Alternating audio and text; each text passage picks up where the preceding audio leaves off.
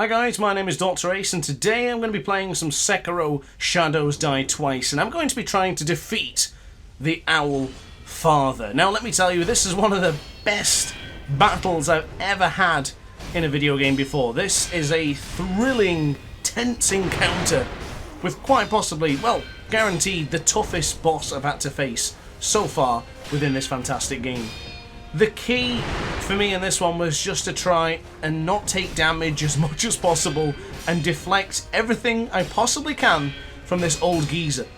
Now this is the father, or the Owl Father, which will make sense later on when an owl is present, but there's a few things that I learned in this game that can take this whole experience from being an absolutely dire and difficult experience to something that's very enjoyable and also a thrilling challenge. Now there's a couple of things he's going to do, like throwing the prosthetic arms, the prosthetic fireworks with his prosthetic tool, and it really makes things difficult. There's a lot of moments where he's going to roll. There's going to be his Ishimonji attack as well, which is the long sword slash from above. I found that using your own Ichimonji or whatever, this is the one I'm referring to, you can dodge it and you can also give him a bop. Oh, I just missed it that time around, but he's going to go for it again, beat him with the bop, and then we can start battling again. The first thing I've got to do in that encounter is to stop him from doing that particular swipe, because he doesn't miss, and if you try and dodge too early, he will then get you again with a spinning attack, which just seems to track your movements incredibly well.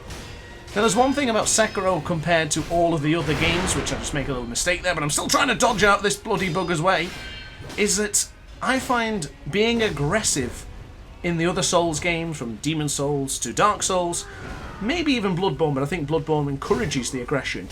And I think in the boss fights in Sekiro, I found that being more aggressive is a benefit rather than a hindrance. Standing back and waiting for the right time to strike is the opposite of what you're supposed to be doing in Sekiro. Learn all the parries, learn the deflects, whatever you want to call them, and figure out a way to attack back. So I found myself in a lot of these encounters, especially at the beginning of the game, forgetting that you can actually block and cancel your sword swale or throw it, whatever you want to call it. So as you try and attack, you can actually stop and decide to parry instead, and that made a big difference. So in this fight, again, I'm going to be trying to... If you watch the Guardian Ape fight, you will notice that the whole point of this one is not necessarily whittling his health down, but to take that posture bar limit to the maximum. You can see it's so close now, it's bright orange, ready to reach the red, and once it goes completely red, he will be staggered, and then we'll have an opportunity to slay him. So, oh goodness me, the Mikiri counter, he has been done by the Mikiri counter, the absolute classic maneuver. When you see that sign above his head, when he dashes towards you, you can counter him back, and I think that's one of the most satisfying things I've ever done in a video game, and that is to swipe back at this big bugger. To Mikiri counter this fella and put him into a staggered state is enthralling. It's brilliant.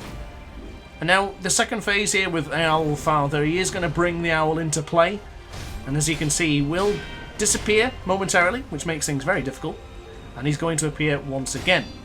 So far I've been relatively conservative with the healing options and the healing items that I've got. Most of the focus has been on just using the healing gourds, but I do have some pellets which will heal as well. But there's a key moment in this one that you can really take advantage of. Jump over the owl when he's sent flying towards you in the fire attack, and then Mikiri counter immediately afterwards. Very easy to deflect and very easy to sort of respond to those particular attacks. Now there is a couple of attacks that this one panics me every single time, but I found that being more aggressive rather than running away was the key here. This really was. And don't get me wrong, this is absolutely no guide on how to defeat the owl. This is just my experiences and me enjoying this game very, very much. But I think the big thing for me in this one was that Ishimonji attack. That whole chance of bopping him before he bops you with the massive double-handed sword attack coming down towards you really changed the fight for this one for me.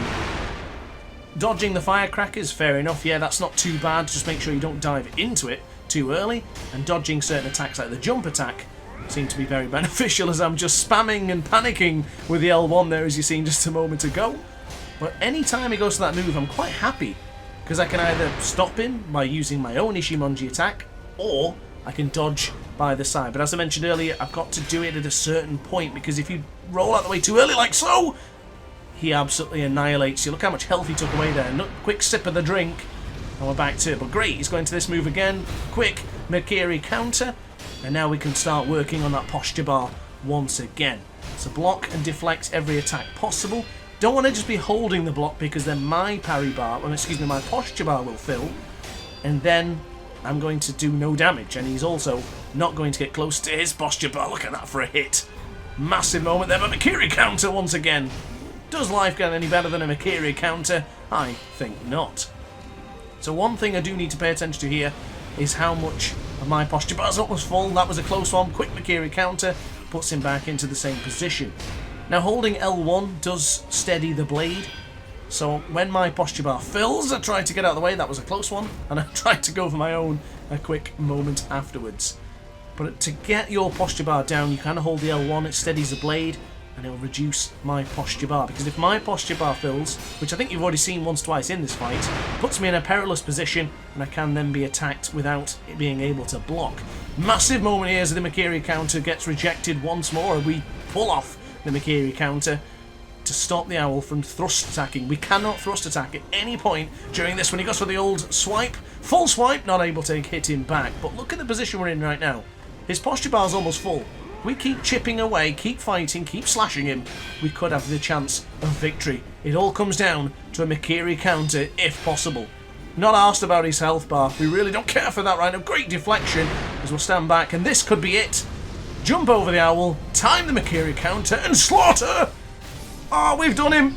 Who cares about the health bar? It was all about the posture bar. And ladies and gentlemen, we've done him.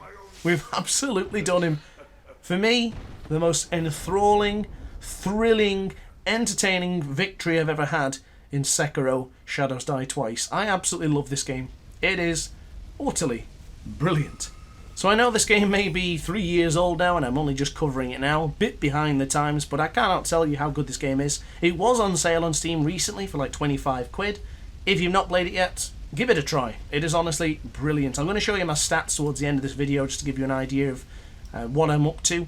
But yeah, that's about it from me. So I do hope you enjoyed this video. If you did, let me know in the comments section down below. If you want to see more content like this, be sure to subscribe and hit the like button as well. And I will see you in the next video. So thanks for watching, guys, and ciao for now.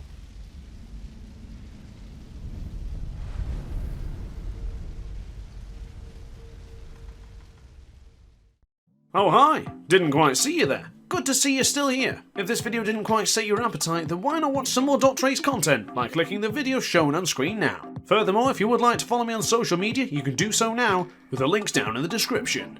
Consider subscribing so you don't miss a single DrAce video.